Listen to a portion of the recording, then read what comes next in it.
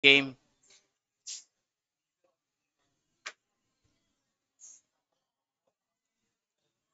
So tatapusin natin ngayong prelim lahat ng cluster. Actually, hindi to lahat. Pumili lang ako ng apat.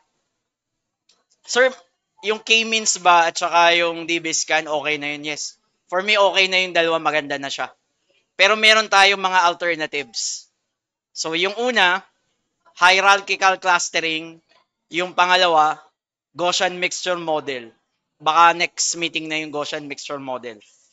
Pero kung magka-cluster kayo ng data, sinasabi ko nga, kung may idea kayo ng K-means at saka DB-scan, enough na siya. Pero baka lang makita nyo, sisihin nyo ako pag graduate nyo, may hierarchical pa pala na hindi tinuro sa amin ni Sir. Ano, pag kumikita na kayong 200K a month, as a data scientist, ano, sabihin niya, hindi naman tinuro ni Sir yung hierarchical tsaka yung Gaussian mixture model. So, ito yung isang way pa rin kung paano mo i-cluster yung data. Pero based siya sa hierarchy. So, ang isipin mo na lang kapag hierarchy is family tree. Para tong decision tree. Pero yung concept niya is hindi ganon. Okay? So, pag sinabi kong HC, is pwede daw tayong mag-group, nag-group naman talaga tayo, ng cluster na meron kang pinaka-main cluster sa taas, kung i-compare mo sa decision tree, siya yung pinaka-root node. Okay? Then, pwede mo pa siyang i-cluster sa maliliit pa na group. Yung maliliit na group, halimbawa, mga descendant na, is pwedeng sabihin mong cluster siya nung root node, nung pinaka-ninuno. So, nagigets? Ganun lang ano. So, sa madaling description, para lang siyang family tree. Ano? Kung ipipicture mo yung family tree, yung pinakailalim, nag-i-start siya na individual person. Halimbawa, yung bloodline mo ay umistop na. Itong pinaka nasa huling line mo is hindi na nag-anak. Eh di, individual na sila. Pero as you go up daw, makikita mo may parent tayo, may lola tayo, may great-granddad, great-great-great-granddad, great-great-great-granddad, until malaman mo sa history mo na ikaw pala Amerikano dati. Na nalahian lang ng Shih Tzu. Yun pala ang descendant. Okay? So, one big happy family. Parang tayo lang, di ba? Individual kayo, kayong magbarkada, ang anim, tapos sa anim na barkada, meron pang kabarkada na set ng anim. Pero at the top, tayo ay one big happy family. Yun yung hierarchy. Ako lang siguro yung root node. Kasi ako yung pinakamatanda. Aminin na natin. Kumbaga sa family natin, nanggaling kayo lahat sa akin. Halimbawa lang. Halimbawa. Okay? So ito nga yung sinasabi ko. Every starting point is merong own family na tinatawag. Ano? Nag-merge siya kung gaano tayo ka-close. Ganon din sa pamilya. Ano, ibig sabihin, may group ka ng mas close ka sa ate mo kaysa sa mga kuya mo. Although isa talagang family, pwede kong sabihin i-cluster na mas close ako dun sa tatlo kong kapatid na lalaki kaysa dun sa dalawa kong kapatid na babae. So yun yung groupings namin. Pero at the top of that, isa pa rin kaming family, ano? Okay? So yun yung ibig sabihin. So imagine daw, meron kang 10 friends. Ano? Sino dito may 10 friends sa klase?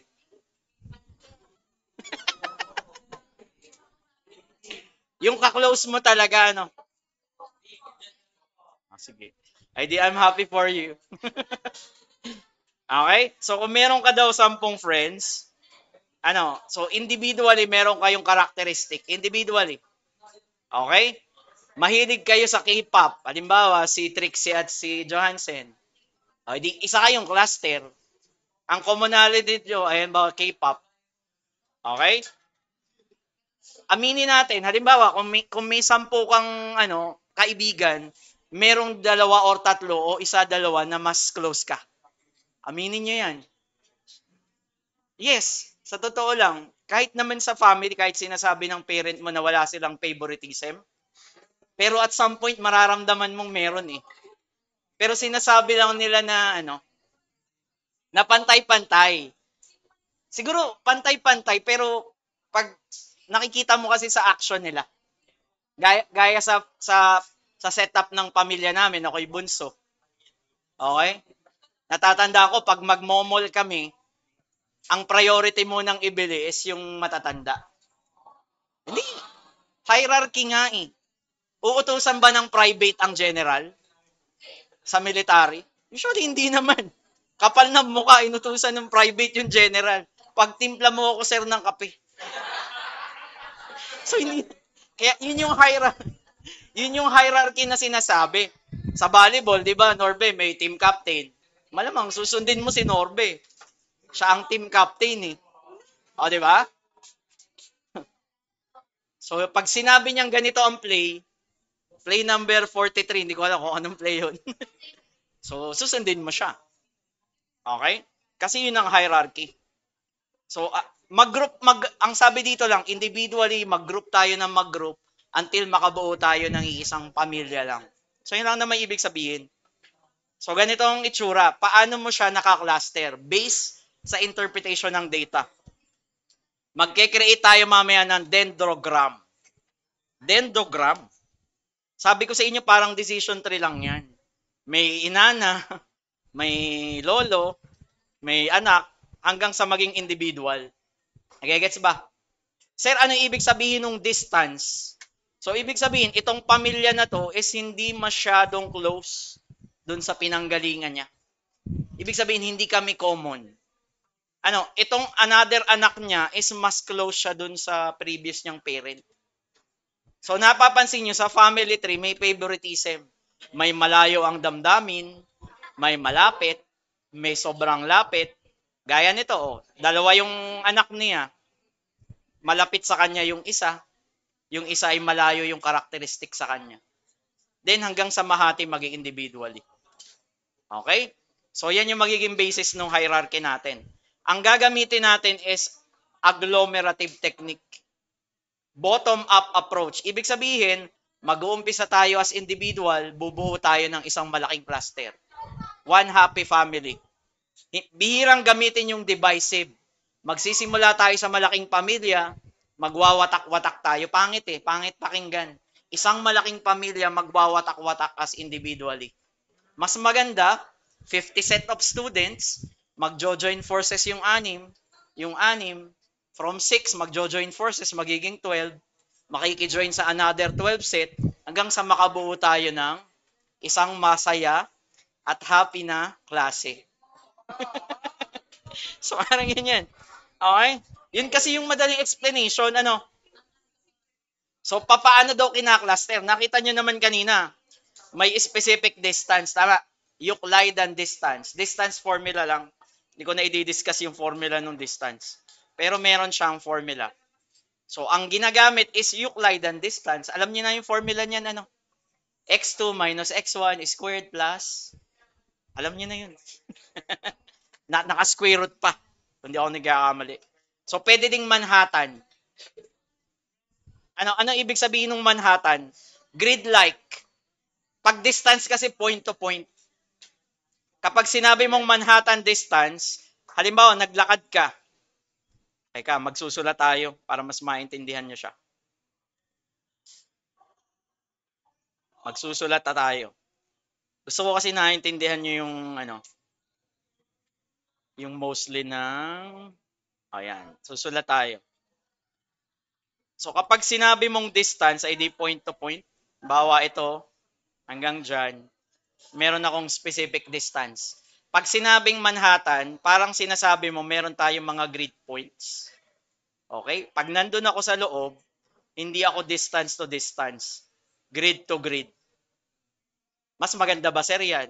So, by calculation, mas maganda pa rin yung Euclidean distance. Kasi mas makikita mo yung description. Para bang binibigyan mo siya ng ang tawag dito? Parang hindi ka mahigpit. Basta yung grid natin is ganito yung distance, similar na tayo. Pero pag sinabi mong Euclidean, point to point, parang grab taxi. Pag sinabi mong ibaba mo nga ako sa gate ng bahay namin, Manhattan distance. Ano? Pag sinabi kong ihatid mo ako, buhatin mo ako hanggang pinto. Ang daming request ha, Grab. So, ibig sabihin, Euclidean distance. Point to point. Pag sinabi mo kung ihatid mo ako sa pinto ng bahay, talagang doon ka lang bababa sa pinto ng bahay. Kung may subdivision ka, nandito yung bahay mo, ibababa ka lang sa kanto, Manhattan distance.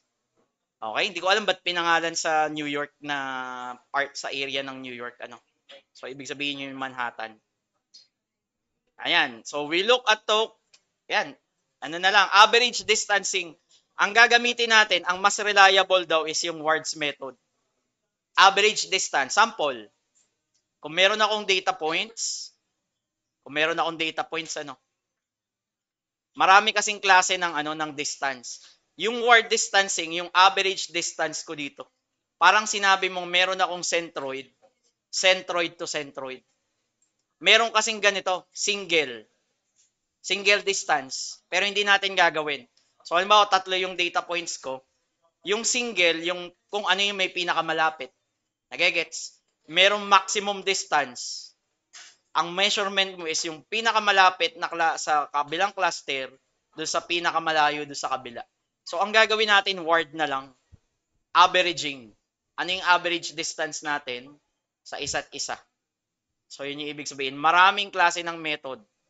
Sasabihin ko naman kung anong gagamitin natin sa laboratory. So, variances, parang average lang yan. So, next. Parang K-means din. Pero, kung nakikita mo yung algorithm niya, based sa dendrogram, dun siya nagde-decide.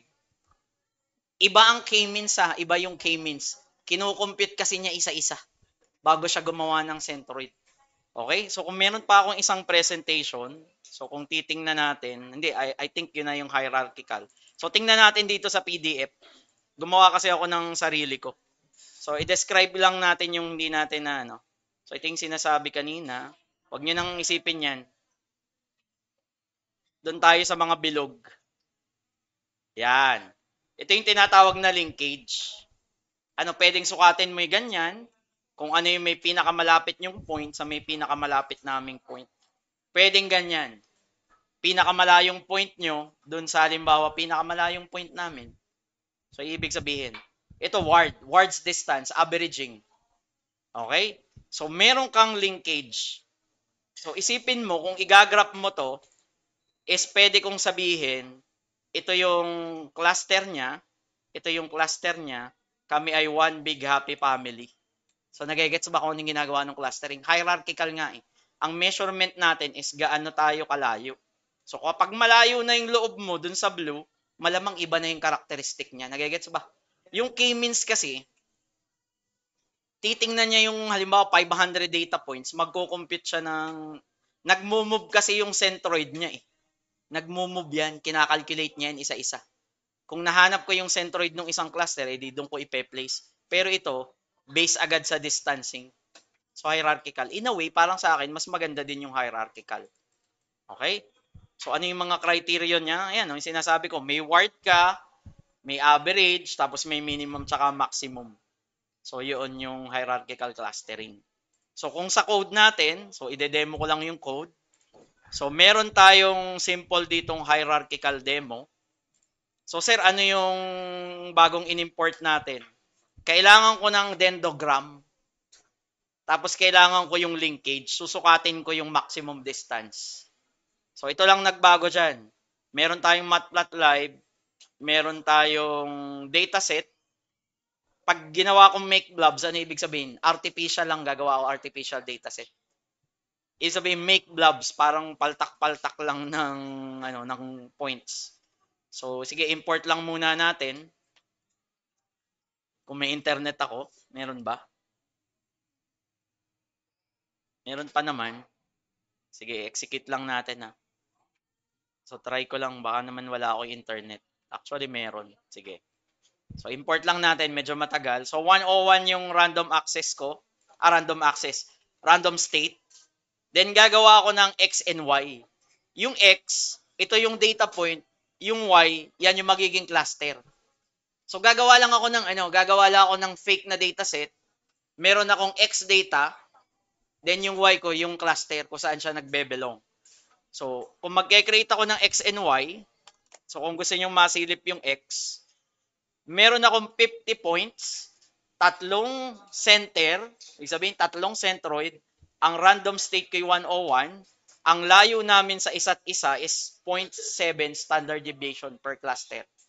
So, anong magiging laman ng value ng X? Synthetic data to, ang laman ng value ng X is dalawang column. Pwede mo sabihin feature X, feature Y. Sir, anong laman ng Y? Ito, dito nakabelong siya ng cluster, pero hindi ko siya gagamitin. Kasi gusto kong hierarchical clustering yung mag-decide. Pero very obvious kasi yung data natin kung ipa-plot natin. So sige, X and Y. Gumawa akong fake na data, then ganito yung clustering natin. Very obvious, tatlong cluster. For demonstration purposes nga lang eh. Huwag ka na mag-isip pag nakakita kang ganyang cluster, tatlo agad yan. Very obvious. Pero yung ginagawa natin sa lab, minsan hindi siya obvious. So, nag-gets. So, nag-plot ako ng lahat ng row, tapos lahat ng column 0. Bakit? Bakit sir ganito hindi ka gumamit ng iLook at saka look? NumPy array kasi siya. Kung babalik kayo sa elective 1, ang NumPy array is ma-access mo sa ganitong way. Yung y-axis ko is yung second column. Pinakita ko sa inyo yung data. Ito yung magiging projection ng data natin. So, gagamit tayo ng hierarchical clustering. Ito, dinescribe ko na lahat ng possible method. So, ito, single, complete, average, weighted. May average pala. So, iba pala yung sinasabi ko na word. Ang word is variances na. So, hindi siya nag-a-average. So, variance ang mini-measure niya, hindi averaging distance. Meron pala siyang specific para sa average. Meron ding weighted, merong center to center, merong median to median. So, gagamitin natin yung word. Sir, bakit word? According to my experience, mas nakakatch nung word. Pero, you decide kung anong gusto mong gamiting, linkage method. Minimum distance ba? Maximum? So on and so forth. Okay? Sir, ano yung linkage ulit? Saan ang galing? Meron akong, in terms ng cluster ng hierarchy, part kasi yung linkage. Word ba? Averaging? Gaano kalayo yung distance? So, ang ibig sabihin lang dito, ano yung gagamitin nating distance metrics para i-cluster ko sa kanila? Di nag-decide na nga tayo na word. So, ibig sabihin word. Sir, pwedeng iba-iba? Hindi. Halimbawa, gusto mo dito ay single lang. Tapos sa kabila, word. Hindi, magiging bias ka sa pagiging clustering. Special? Single? Special kayo? Ba't iba ang nyo, clustering linkages? So, hindi. Gagamit tayo. So, i-assign ko lang siya sa variable C. Linkage ng i-measure ko yung X variable na merong dalawang point. Kung sisilipin nyo yung X variable natin, dalawang coordinate. Isang X saka isang Y. Then, ang gagamitin natin is yung word. So, execute mo lang yan. Execute mo yan, So, magkukompute tayo ng distance dun sa 50 points. Then, kung ipa-plot mo siya, ipa-plot natin. I-measure natin yung dendrogram para ma-identify natin ilan yung optimal cluster. Very obvious 3. Pero makikita nyo doon sa hierarchical clustering ng dendrogram kung bakit naging 3. Very obvious din. So, meron ka ng value ng Z, yung specific distance per cluster sa isa't isa, yun yung mini-measure natin. So, sasabihin mo lang, dendrogram Z. Ang kailangan ko lang meron akong linkage na method ng hierarchy. So, ito, tatanggalin ko na lang muna. I-comment ko na lang muna. Ang limits ng y-axis natin is 0 to 90. 0 to 89. Yung y-tix natin is by 5. From 0 to 90. 0, 5, 10, 15. Nagigets? Hanggang 90. X label, data points. Y label, Euclidean distance. Title nung legend natin is distances. So, kung irara natin to, ganito yung magiging dendrogram. So, isa-save ko na lang Save ko na lang. So, ito yung hierarchical cluster. Yan. So, ibig sabihin, ito yung sinasabi kong explanation kanina na individually. Individually, parehas tayo ng hilig. Sama tayo. Magkakasama din tayo ng hilig dun sa kabilang section. Sama tayo. Meron ka pang similar na hilig sa kabilang bahay, sa CIT? Yes, meron. Sama tayo. Pero tayo ay SLSU lahat. Yun yung ibig sabihin. Nagiging distinct lang siya kasi magkakaiba na tayo ng karakteristik. Parang family tree. So sir, paano mo pipiliin kung ano yung optimal cluster? So hahanap ka ng malalaking jump ng line. So ibig sabihin, ito yung starting point ko, ano? Pwedeng sabihin kung ito yung aking family. Okay? Kung titingnan niyo yung measurement ng line, ibig sabihin, malayong malayo na yung description nito kaysa dun sa baba. Bakit? Masyado nang malaki yung distance. Tama ba? Yung aking anak na A is malayo na ang loob niya dun sa isa pa niyang anak na B. So, ibig sabihin, magkaiba sila ng ugali o kaya ng kung ano man. Yung isa mukhang pera, yung isa humble. Nanganak yung humble. Halimbawa, itong X and Y. So, ibig sabihin, malayo na. Pansinin niyo yung mga plot natin, ganito yung cluster natin, yung graph kanina. So, ang mini-measure niya yung distance. So, ibig sabihin, based sa calculation, yung dalawa kong anak, halimbawa, is malayo na yung loob sa akin. Yun yung ibig sabihin, malaki na yung jump. So, sir, paano ka pipili kung ilan yung clustering? So, pipili ka ng line na nagkakross across na utal dun sa distances. Kapag ba pumili ako ng halimbawa 1, 2, 3, 4, 5, 6, 7 cluster, maganda pa siya. Hindi na, di ba? So, bakit ang optimal value ko is 3? Kasi kung ikakat across mo yung graph, kung magdo-drawing ka daw ng broken line, dito nag-uumpisang maging solid ang samahan. Kasi pare-parehas tayo halos ng karakteristik na. Dito, although pare-parehas tayo ng karakteristik, masyado namang parang although nag-breakdown pa tayo dito, pansinin niyo yung distances natin, hindi na masyadong nararamdaman na magkaiba tayo. Nagegets ba? Kung papansinin niyo yung pinakailalim, masyado nang maliit yung line. Wherein, dun sa number 3 cluster natin, masasabi natin kung magkaka-across ako, is ito yung halos nakikita kong similar tayo na magde-describe dun sa cluster natin. Sir, pwedeng dalawa? Pwede din naman. Kaso, makakabuo ka lang ng dalawang cluster pero masyadong malayo pa rin dun sa pangatlo. So, nagigets ba? Kung babalik ako dun sa graph, kung babalik lang ako sa graph, kung i-interpret ko yung sinabi ko, halimbawa, dalawang cluster lang. Para mong sinabi na itong dalawa is same lang. Ito lang yung kakaiba. Ito ay kami group A, ito ay group B.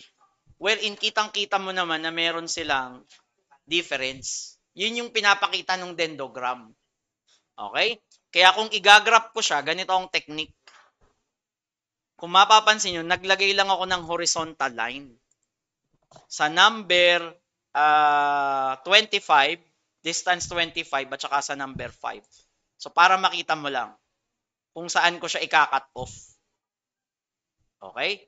Kapag kinat off mo sa 25, nag-provide ka sa model ng 25 ang distance, dalawang cluster lang yung magagawa mo. Nagigets ba?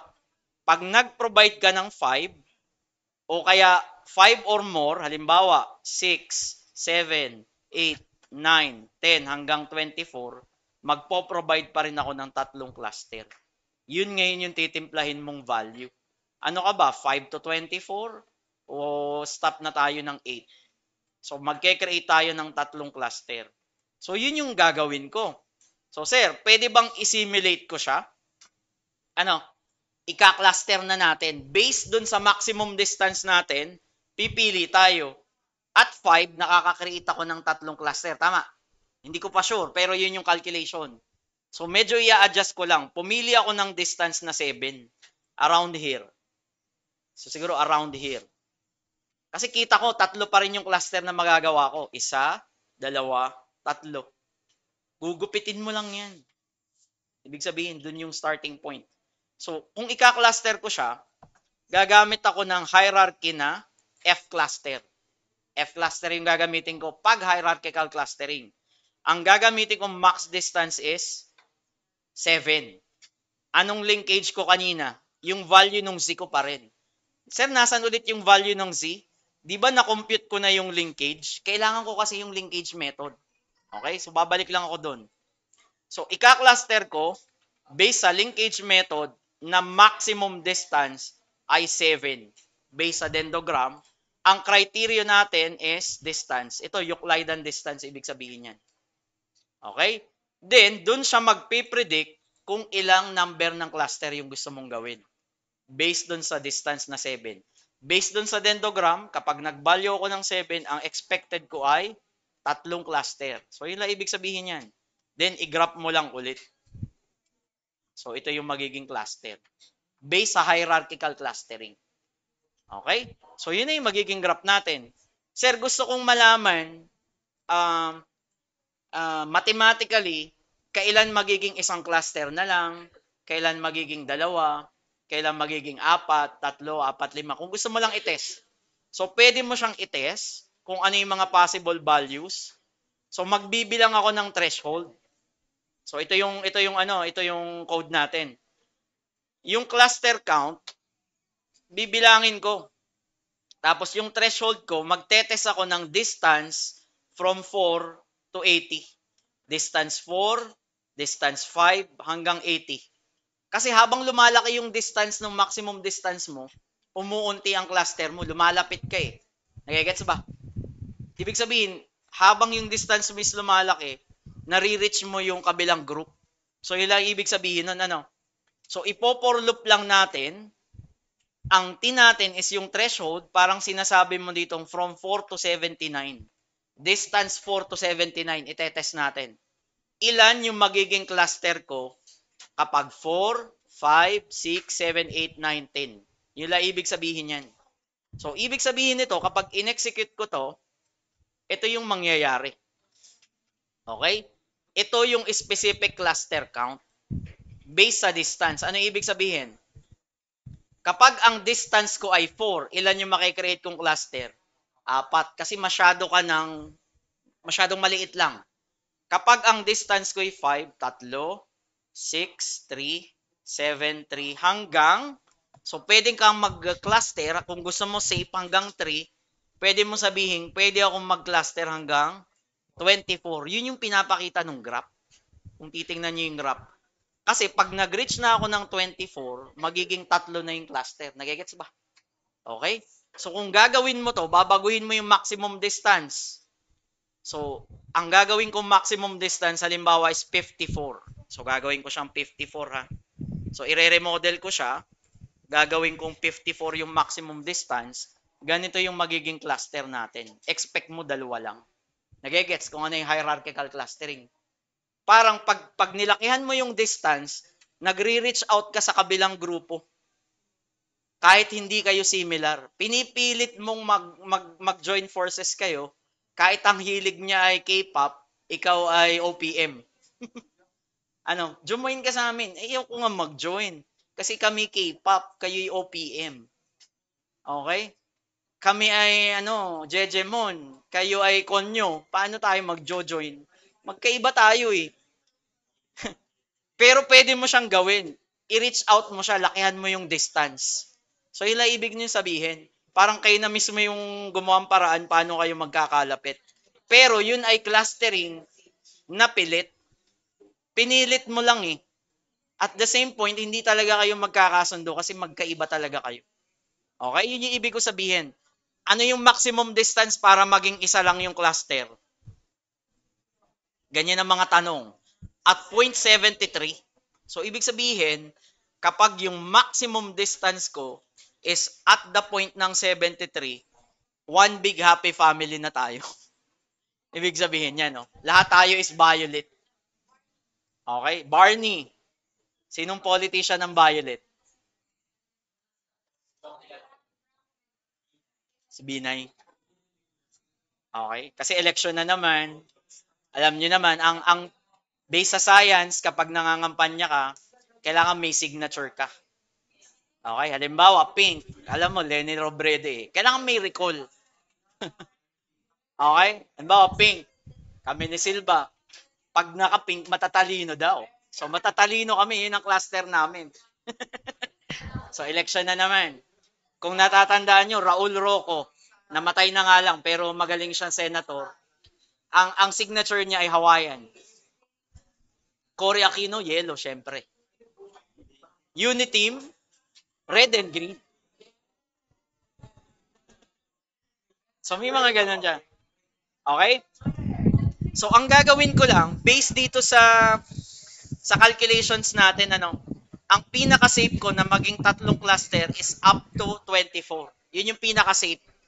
So, kung gagawin nating 24, so, ang pwedeng sagot mo sa akin para tatlo lang cluster, mag-umpisa ka sa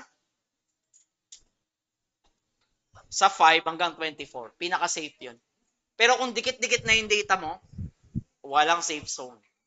Okay? So, pwede kang sabihin mo ay 5. 5 nga ba?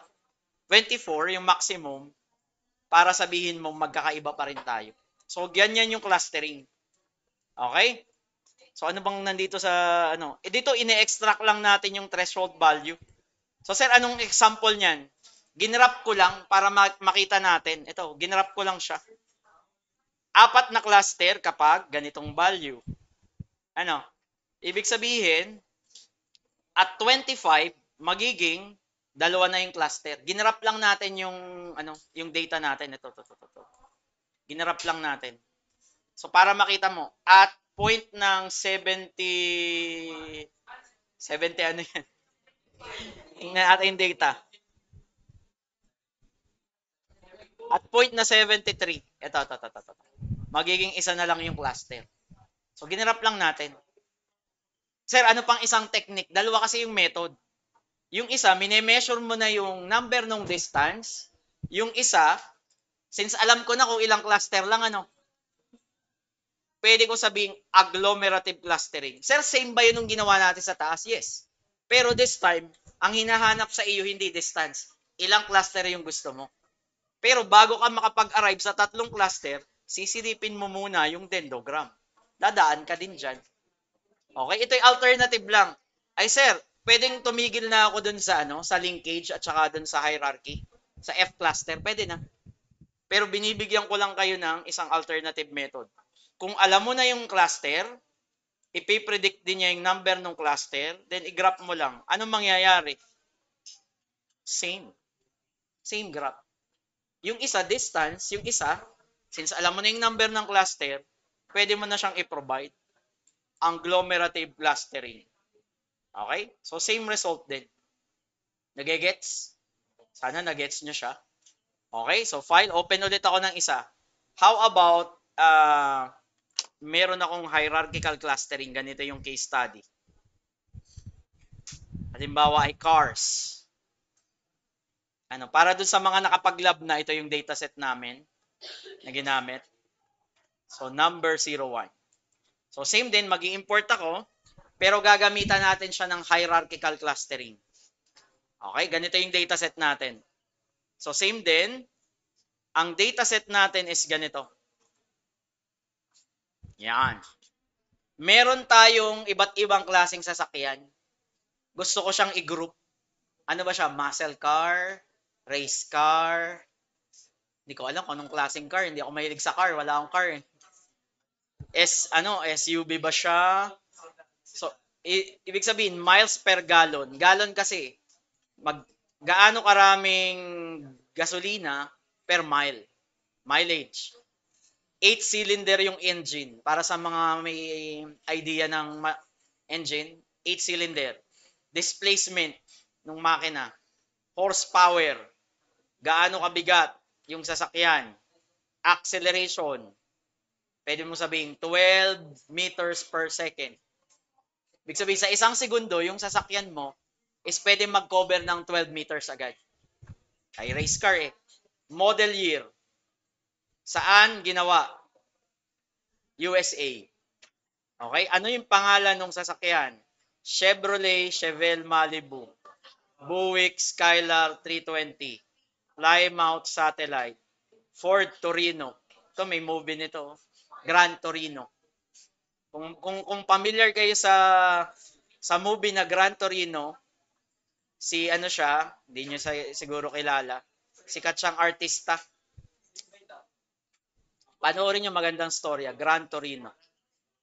Hindi Gran Turismo, Gran Torino. Magandang storya. Ano? Gran Torino. Umiikot yung storya doon sa sasakyan niya na Gran Torino, which is created ng Ford. Okay? So question, walang question sa dataset, cars. So i-hierarchical clustering natin 'to.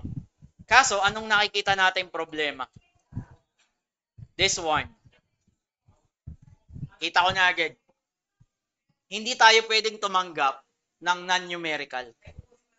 Distance yung basis natin eh. Ano yung distance ng origin sa Europe? Kung kakalculate ko, wala, string to string eh.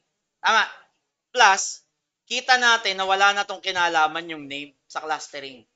So, candidate to na pwede ko na tong tanggalin. So, tatanggalin ko na siya. So, idadrop ko na yung name. So, idadrop ko na siya. So, ito na lang yung data natin. Question, bakit natin dinrop? Walang kinalaman yung pangalan ng car kung ano magiging karakteristiko. Pero meron siya. Sa totoo lang. Pag sinabi mong Ferrari, mabilis. Okay? Pero, kung pinangalanan siya na halimbawang ibang pangalan, hindi Ferrari, wala naman siyang kinalaman eh. Tama? Okay? Kumbaga, Ferrero yung pinangalan ko, hindi Ferrari. Tama, magandang pangalan, Ferrero. Wala naman siyang kinalaman kung ano yung pinangalan ko. May kinalaman na lang kasi siya, kasi ang mga Ferrari, nilalagyan nila ng malalakas na engine. Okay? Pwede ka namang pangalanan mo yung Ferrari, pero ang makina mo is putyo-putyo lang eh. Tama? Pero Ferrari yung name. Okay? Parang sa mga may-ari ng kotse, papangalanan nila yung sasakyan nila, sasabihin na, ito si Pink. Pinangalanan ko ring Pink yung sasakyan ko, pero black. Gusto ko pink eh. Bakit mo ba? So, walang kinalaman yung name. Okay? So, idinrap na natin yung name access. Sir, question, paano ipaprocess yung origin? Encoding ulit. Familiar kayo sa random forest na ginawa natin before? Torgensen, yung penguin. Di ba, hindi ko siya pwedeng i-process. As a string. So, ang gagawin natin, idadamis natin, i-encode natin. So, yun yung next line. Okay? So, get dummies, i-convert ko yung magiging dummy value sa float. So, ano ibig sabihin yan? Sir, magda-drop through ba ako? Ibig sabihin, from tatlong origin, tatlo kasi yung origin dito, US, Japan, hindi ko alam yung isa. Siguro Europe, US, Japan, Europe. So, tatlo yung origin natin. Di ba sa random forest, ini-encode natin, then tinatanggal natin yung isa. Bakit tinatanggal natin yung isa? Kasi tayo ay classification. Kahit mawala yung isa, kaya ko nang i-describe nung dalawa. Pag hindi ka na male or female, hindi ko alam kung ano ka. Halimbawa lang, kung male or female, pwedeng tanggalin ko na yung column na na-create ng female. Kasi kung hindi ka na male, female ka na. Dito ba kailangan kong i-drop yung tatlo? Yun yung tanong ko. Magbabawas ba ako? Pag sinabi kong USA at Japan, automatic Europe ka na kung tatanggalin ko yung Europe. Clustering tayo ha. Hindi mo kailangan i-drop. Kasi hindi naman tayo nagka-classify. Nagka-cluster tayo. Malaking information yung mawawala kapag dinrop mo yung isa. Sa classification, okay lang. Madedetect niya yun eh. Pag hindi na ito, ay ikaw na. Dito, pag hindi Japan at saka USA, hindi ko alam kung ano ka na. Kasi hindi ko alam kung anong label mo. Nagigets? So, wala tayong idadrop. Okay? So, hanggang, kapag ikaw galing ng Europe, hindi ito galing ng Europe, hindi ito galing ng Japan, ito ay USA. Sir, ano yung as type float ulit? Pansinin nyo, nagiging siyang 0.0. Sir, gusto ko integer. Di gawin mong int. Sir, ba't ginawa mong float? Kasi lahat ito is may decimal yung kasunod. Remember, yung DF reduce natin, ang original data natin is may mga decimal point. So, para maging consistent lang, sasabihin ko, floating value na din lahat. Consistency. Okay? So, ito na yung final data set natin. DF reduced. Ito na yung final data set natin. Ito yung i-feed ko ngayon sa clustering. Pero, meron tayong bagong scaling. May bago tayong scaling. Ano yung ginagamit natin before? Okay. So, pag standard scaler, ang possible value na mangyari ko is pwede ako may negative 1 hanggang 1. Depende sa standard deviation tsaka sa variance. Since nagme-measure tayo ng distance mas malayo na yung distance ng negative 1 sa 1. Nag-agree ba? Ito ay standard scaler. Ang gagamitin natin is min-max scaler. Sir, anong pinuproduce ng min-max scaler? Value lang from 0 to 1. Mas malapit yung 0 to 1 kaysa negative 1 to 1. Nagigets? Malayo ang distance kapag standard scaler. Negative 1 to 1. As compare mo to 0 to 1.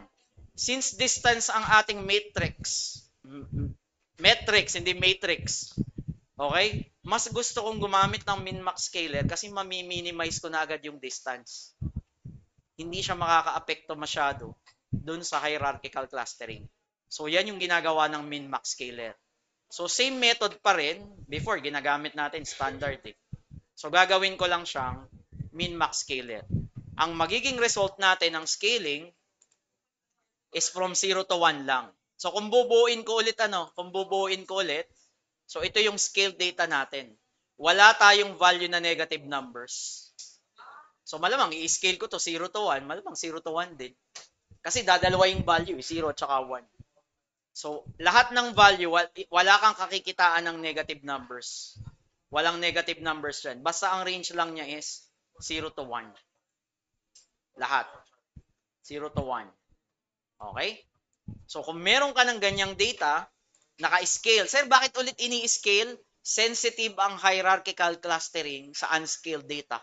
Kaya ini-scale muna natin. Okay? Ini-scale muna natin.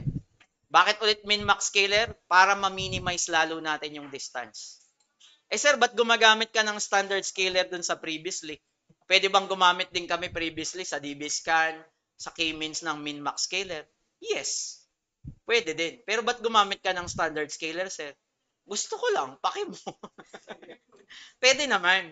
Kung gusto mong ma-minimize yung distance, gumamit ka din sa DBScan at saka ng standard scaler, hindi siya masyadong makaka-apekto. Pero pagdating sa hierarchical clustering, malaki yung magiging impact ng method ng scaling. So, yun lang ibig ko sabihin. So, in 10 minutes, tatapusin natin to. So, naglaro muna tayo ng cluster heatmap. In-heatmap muna natin yung ano. So, ibig sabihin, ito yung relation ng bawat isang variable.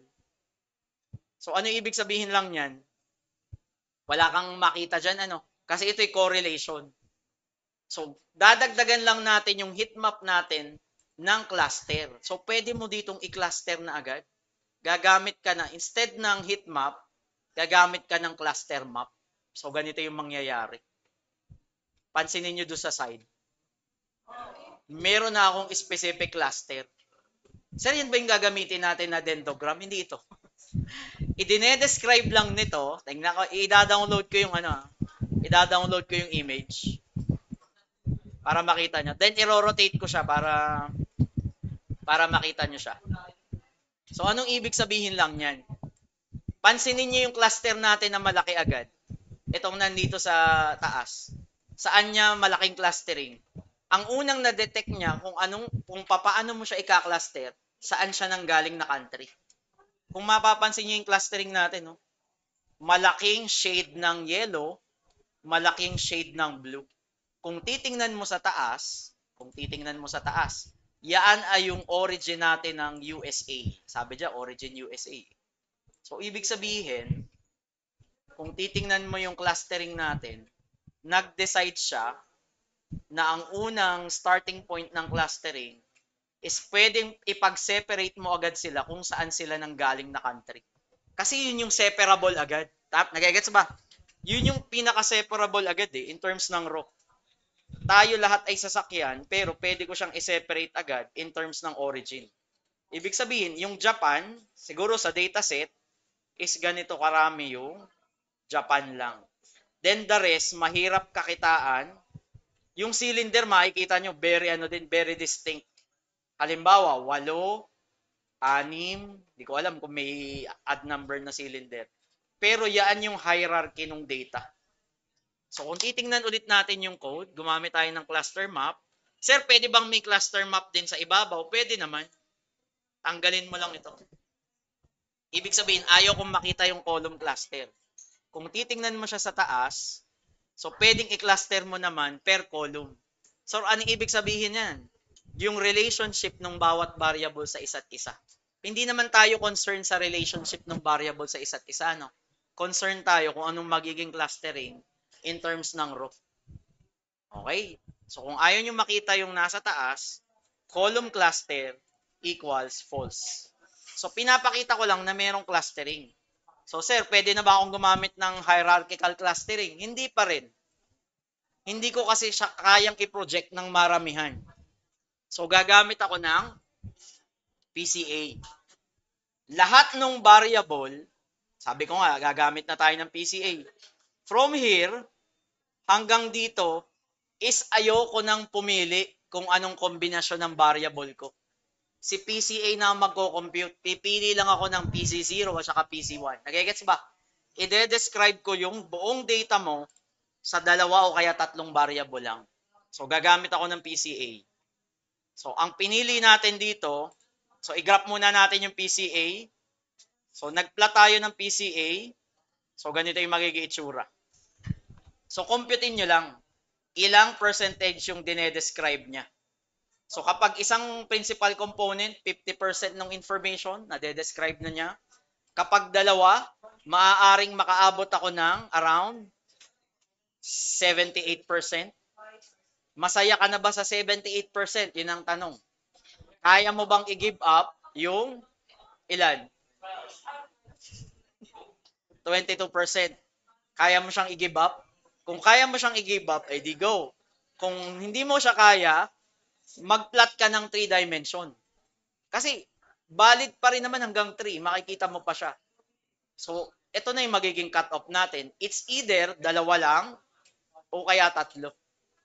So, ibig sabihin, kapag pinCA ko na siya, 2 na lang yung variable ko. Nagigets? 2 na lang yung magiging variable ko. Ito na lang, PC0 at saka PC1.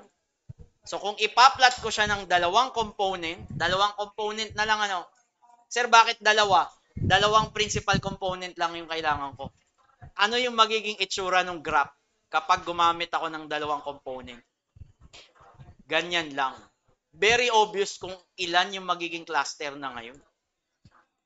Very obvious. Ilan?